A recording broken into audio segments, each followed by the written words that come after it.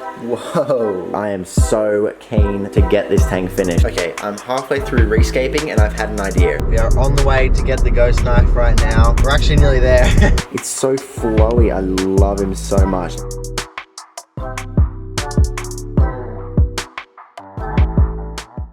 Alright, we are here in the fish room and we've got something very special coming in shortly. But before we get into that, here's a quick update on the bi-shear tank. Alright, so here in the bi-shear tank, the plants have grown crazy amounts. I have actually trimmed most of these plants as well and used them for another scape.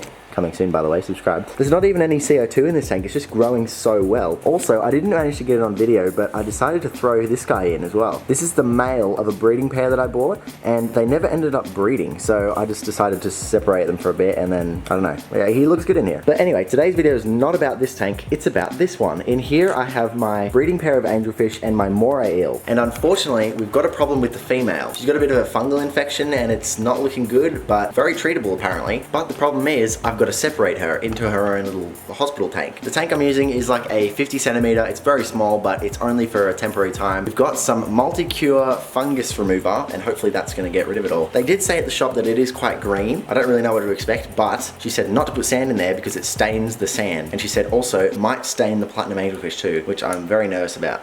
But let's just hope that she's still white by the end of this treatment. Anyway, after we move her, I'm gonna do a little bit of escape on this because I'm getting a ghost knife. And I've wanted one for ages and they've got one on hold for me at the fish shop and it is huge. Like one of the biggest ones I've seen. And I saw it at the fish shop and I was like, I need it. Put it on hold. I'm putting a deposit down, give it to me. But when we bring the sick angelfish back into her tank, it's gonna be like a new little remodel, you know, like, what do you call it? Renovations. Nice new scape for her to return to. So I thought that would be nice. Anyway, so all I need is a heater and an air stone and just a small hang on the back filter, and then we should be good to go.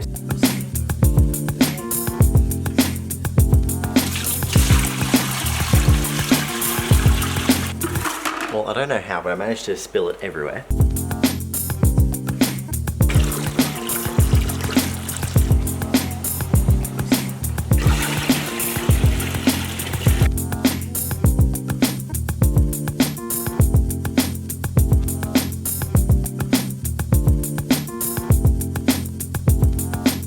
Alright, it has been about, I don't know, 20 minutes and the water is the same temperature. I've got temperature things on here. That one is 28.5 and this one is 28.6. So that's close enough. Alright, time to whack her in.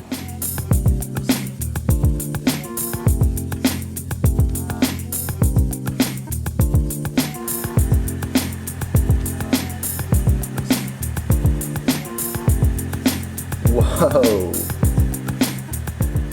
Well, that was ridiculously satisfying. I had no idea it would be that color. Like, I knew it was going to be green. I did not think it would be that green. It is like ridiculously green. All right, so we've got the air stone in. I'm probably gonna have to throw that out after this because it's been stained, and the filter and the heater too, but that's interesting. But what I'm gonna do now I'm taking the opportunity while she's gone, to do this tank up a bit. In a couple of days, I'm gonna be getting a ghost knife. So I'm thinking, let's do it up before we get it.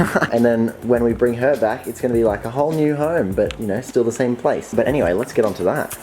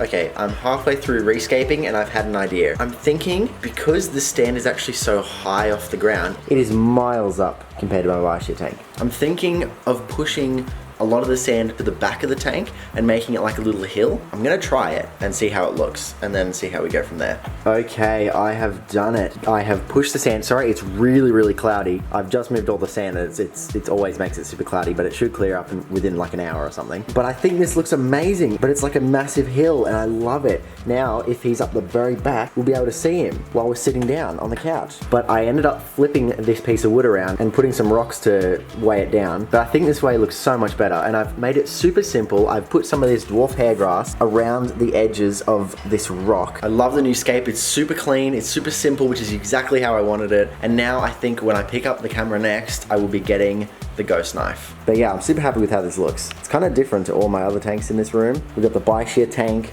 the eel tank, the master tank, and this tank right here, which I can't show you because I haven't released the video of me scaping it yet, but I am so keen to get this tank finished. It's not quite finished it yet. I haven't got the fish in yet, but I'm letting it cycle for a little bit, let the plants grow, and oh, I'm giving away too much. I'm just gonna leave it. We are on the way to get the ghost knife right now. We're actually nearly there. I've had this one on hold for about a week now. I saw it in the shop pretty much just as it came in. I'm pretty sure it was a surrender as well. I think they were moving to another state and they couldn't take the fish with them. This is actually quite a big ghost knife. It's really big, but we do need to find a name for this guy. But yes, I think this guy definitely has to be named. But we are now here and we are ready to pick up the fish. Okay, we have officially got the ghost knife. Look how big this thing is. That's ridiculous. He's like as big as my hand. Bruh. Yeah, he looks really pretty. And now I will turn on my Hamish and Andy podcasts. I will start the car and I will see you when I get home. This is not Hamish and Andy.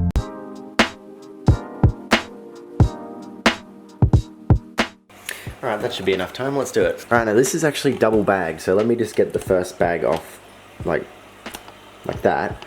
And now you can get a real idea of how big this guy is. It's so flowy, I love him so much. Now we're definitely gonna have to get a name for this guy. Please leave me comments down below. I'm still trying to figure out a name for the bi-shear as well, but there's been some really good ideas, so please give me some ideas. I'm horrible picking names. Alright, I kinda need both hands for this, so I'm gonna set you up on a tripod and net this guy out with both my hands, because let's not risk anything here.